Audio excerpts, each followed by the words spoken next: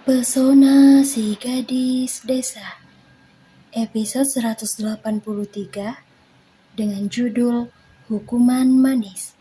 Selamat mendengarkan. Vedo membenarkan letak dasinya saat dia dan keluarganya tiba di kediaman Luri. Tadi setelah Luri menelpon, dengan tergesa-gesa Vedo langsung memberitahu ayah dan ibunya kalau Paman Luyan marah setelah mengetahui berita di media. Dan jujur saja, Vedo sangat khawatir kalau berita tersebut akan membawa dampak buruk pada hubungannya dengan Luri. Santai sedikit lah, Ve. Ayah berani jamin kalau ayahnya Luri tidak akan mungkin meminta kalian untuk saling menjauh. Omel Matteo saat putranya terlihat begitu tidak sabaran menunggunya keluar dari dalam mobil.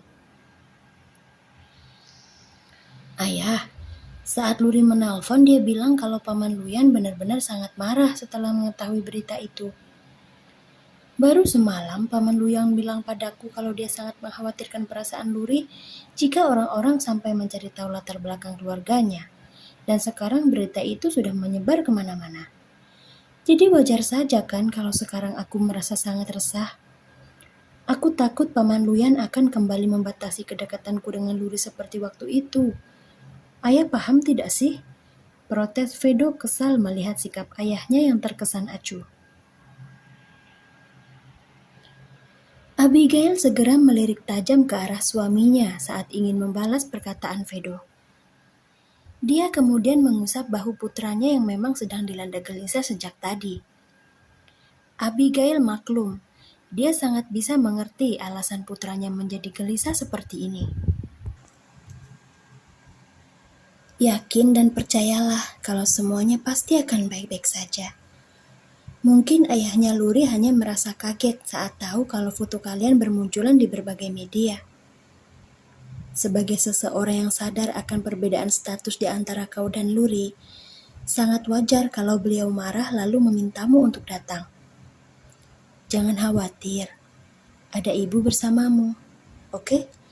Ucap Abigail memberikan dukungan untuk putranya. Apa ibu akan membelaku jika Paman Luyan sampai memintaku untuk menjauhi Luri? Tanya Vedo antara lega dan juga resah.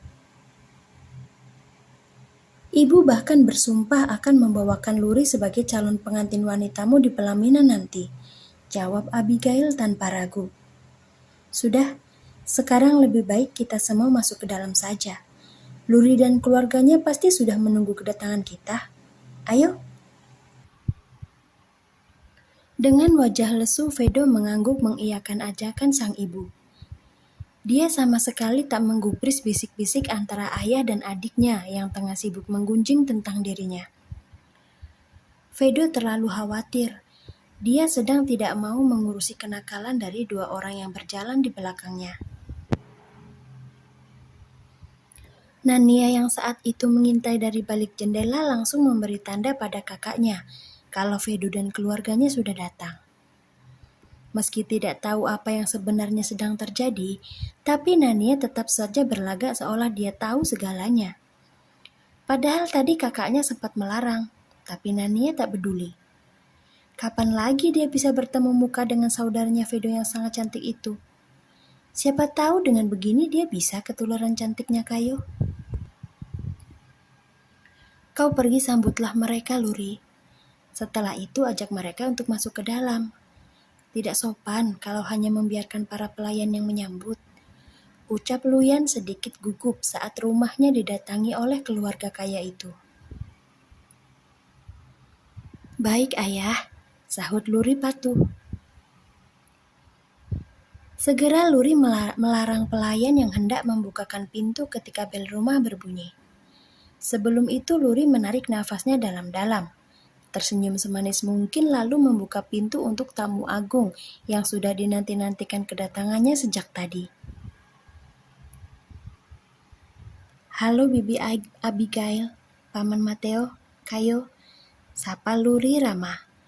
Dia kemudian beralih menyapa Vedo yang tengah tersenyum sambil menatapnya. Halo Kak Vedo. Mateo, Abigail, dan juga Kayo balik menyapa Luri tak kalah ramah. Akan tetapi tidak dengan satu orang lainnya. Ya, Vedo terjebak dalam dunia halusinasinya di mana dia tengah bermesraan dengan Luri. Hal ini terjadi karena Luri yang terlihat sangat cantik dengan setelan jumpsuit tanpa lengan berwarna merah yang mana sangat kontras dengan warna kulitnya yang putih bersih. Ya ampun sayang, kalau kau terus-terusan cantik seperti ini kan aku jadi tidak rela kembali ke Jepang.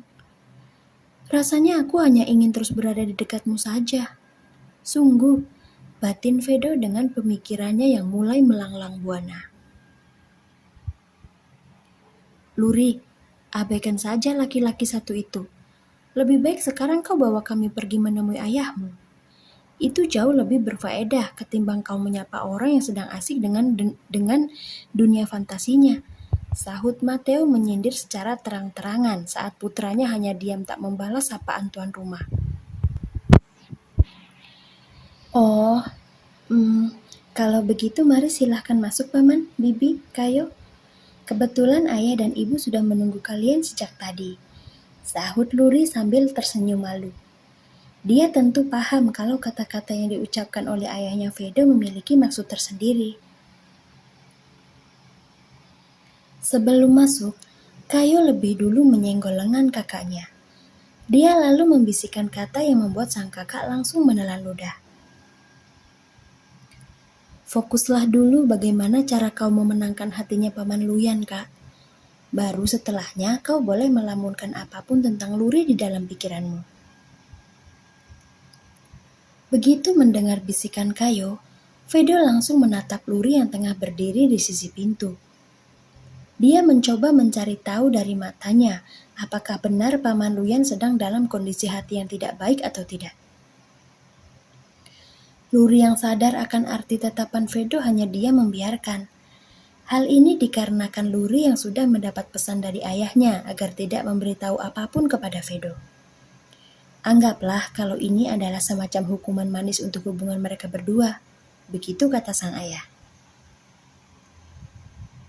Sayang, tunggu dulu, ucap Vedo sambil menahan lengan Luri yang ingin menyusul keluarganya masuk ke dalam rumah. Ada apa, Kak?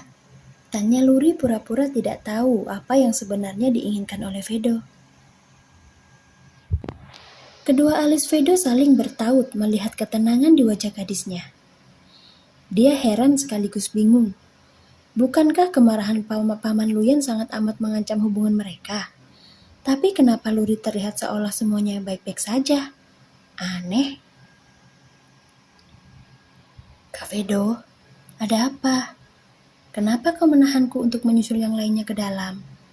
Tanya Luri lagi ketika pertanyaan pertamanya diabaikan begitu saja. Sayang, apa kau tidak merasa khawatir kalau Paman Luyan akan meminta kita untuk menjauh gara-gara foto itu? Sahut Vedo yang malah balik bertanya. Luri tersenyum kecil. Dia dengan lembut melepaskan pegangan tangan Vedo di lengannya lalu menggandengnya masuk ke dalam rumah. Sebelum sampai di dalam ruangan tempat semua orang berkumpul, Luri mengajak Vedo mengobrol sebentar. Ada sesuatu yang sangat ingin Luri tanyakan pada pria yang kini tengah sibuk mengelus jari-jari tangannya. Kak Vedo, apa kau sengaja membiarkan foto-foto itu tersebar luas di media? Tanya Luri penasaran. Matilah. Dari mana Luri tahu ya kalau foto-foto itu memang sengaja aku biarkan tersebar luas? Kalau aku menjawab jujur, kira-kira dia marah tidak ya? Tapi kalau tidak jujur, yang ada Luri malah akan semakin marah. Bagaimana ini? Batin Vedo panik saat ingin memilih jawaban. Jujur saja, tidak perlu berbohong. Kalau memang benar kau yang sengaja membiarkan foto-foto itu tersebar, itu artinya kau harus siap dengan segala konsekuensi yang ada, Kak. Ingat, ada banyak mantan teman tidur kakak yang pastinya akan mulai tertarik mencari tahu tentang aku. Mereka semua pasti merasa penasaran tentang siapa wanita yang sedang bersamamu di dalam foto itu. Ucap Luri tenang. Sayang, maafkan aku. Kau benar kalau foto itu memang aku yang sengaja membiarkan wartawan untuk mengunggahnya ke media. Aku melakukannya karena tidak sabar ingin memberitahu dunia bahwa gadis yang aku cintai itu sangat cantik seperti bidadari. Dan itu pun aku menyeleksi fotonya terlebih dahulu agar orang-orang tidak tahu bahwa itu kau. Begitu ceritanya, sahut Vedo yang akhirnya memilih untuk jujur. Luri tersenyum.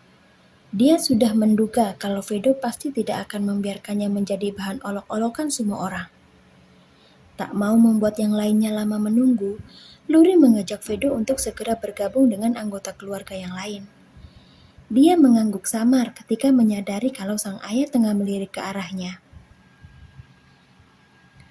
Ayah, Kak Vedo benar-benar menjagaku. Semoga saja setelah ini tidak ada badai besar yang bisa menciptakan celah di antara kami. Batin Luri penuh harap.